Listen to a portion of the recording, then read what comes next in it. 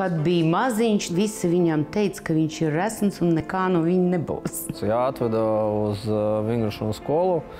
Un it kā uzreiz man treneri negribēja pieņemt, pēc tam otrs treneri paņēma un tā, lai paliek. Vecāki arī nedeva man to iespēju to sliņķot vai vēl kaut ko darīt. Bet, protams, bija tādi mirkļi, kaut ko nesanāk, kāda strīdēšana ar treneri vai ar bērniem. Protams, ka situācija ir daudz. Liels paldies īstenībā par to, ka man palīdzēja paliekt. Es domāju, ka tur ir ne tikai viņa paša, bet arī trenera darbs milzīgs.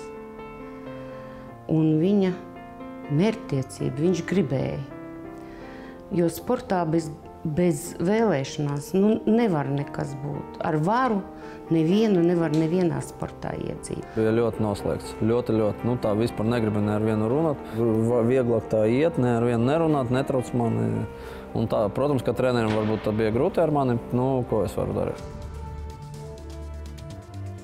Ar Vilnu Baltiņu mēs esam pazīstami arī kādus 50 gadus. Un es pie viņa pirmo reizi atnācu kādā 93. gadā un teicu, Vilni, mums aug kolosāli puikas, un mums vajag viņiem finansējumu, lai mēs varam uz medaļām cerēt. Viņš teica, ko tu fleitē? Viņa pirmais panākums, tas bija 94. gadā Prāgā, bija Eiropas čempionāts, un viņš brīvajās kustībās tieši izcīnīja 2. vietu.